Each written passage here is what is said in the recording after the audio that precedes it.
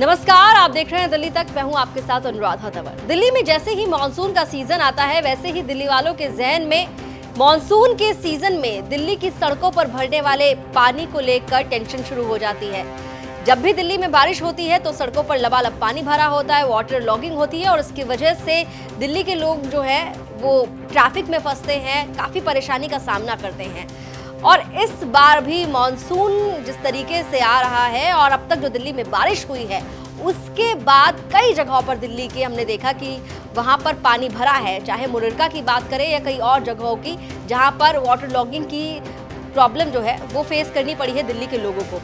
अब दिल्ली में जो बदलाव हुआ है वो ये है कि अब एमसीडी में भी आम आदमी पार्टी की सरकार है। पहले पीडब्ल्यूडी और एमसीडी के बीच में अक्सर ब्लेम गेम चलता था। पीडब्ल्यूडी दिल्ली की केजरीवाल सरकार के पास था और एमसीडी भारतीय जनता पार्टी के पास, और अक्सर ये ब्लेम गेम चलता था कि पीडब्ल्यूडी ने नालों की सफाई नहीं की, इस वजह से पानी भर रहा है, और दूसरी तरफ ये कहा जाता था कि एमसीडी ने सफाई नहीं की है नालियों की, इसलिए जल भराव की स्थिति होती है। लेकिन अब दोनों ही जगह पर आम आदमी पार्टी की सरकार है और इसलिए आम आदमी पार्टी की जो सरकार है उस पर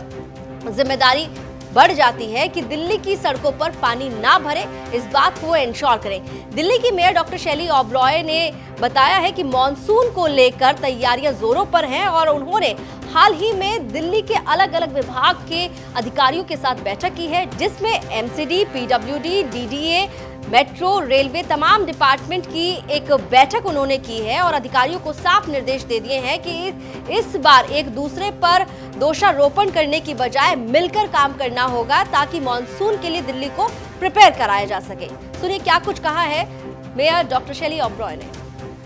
देखिए, अब दिल्ली में मॉनसून ऑलमोस्ट आ ही चुका है और मैं आपको बता दूं, पिछले 15 दिनों में हमने 2-3 बार मीटिंग्स ली हैं। एमसीडी के अधिकारियों की ही नहीं बल्कि इंटर डिपार्टमेंटल मीटिंग्स हमने ली। हमने पीडब्ल्यूडी के अधिकारियों को बुलाया, डीडीए के अधिकारियों को बुलाया, आईएनएफसी के अधिकारियों को बुलाया, जल बोर्ड के अधिकारियों को बुलाया, रेलवेज के, मेट्रो के, हर डिपार्टमेंट के हमने अधिकारियों को बुलाकर अपनी पूरी तरह से जो हमारी तैयारी होनी चाहिए हमने उन पर चर्चा की। और मैं आपको बता दूं, हमने उन सभी अधिकारियों को ये इंस्ट्रक्शंस दे दी हैं कि रैदर देन अगर हम एक दूसरे डिपार्टमेंट पे वाटर लॉगिंग की या साफ सफाई की या एमसीडी के ड्रेन्स की, पीडब्ल्यूडी के ड्रेन्स की, इधर उधर एक दूसरे पे ब्लेम करने से बेटर है कि हम सारे डिपार्टमेंट्स, सारे अधिकारी मिलकर हम कोऑर्डिनेशन में दिल्ली को पूरे मॉनसून के लिए हम तैयार कर सकें। जी देखिए, अगर हम डीसिल्टिंग की बात करें, ड्रेन्स की और नालों की सफाई की बात करें, तो हमारा आज की डेट में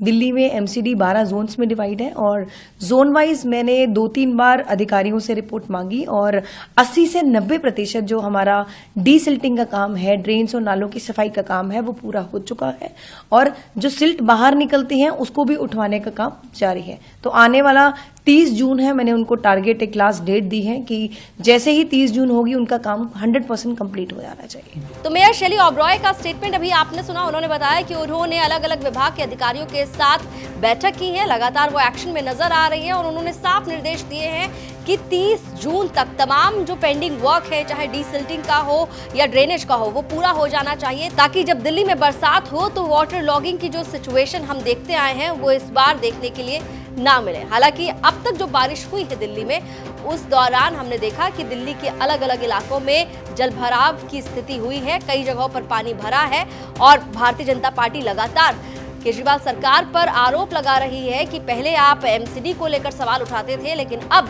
क्योंकि एमसीडी भी आपके पास है तो फिर दिल्ली में अलग अलग इलाकों में पानी क्यों भर रहा है, जल भराव की स्थिति क्यों हो रही है। फिलहाल आने वाले समय में देखना होगा कि जो दावा कर रही हैं डॉक्टर शैली ओबरॉय कि उन्होंने अलग अलग अधिकारियों के साथ बैठक करके साफ कर दिया है कि इस बार दोषारोपण से काम नहीं चलेगा, आपको मिलकर काम करना होगा।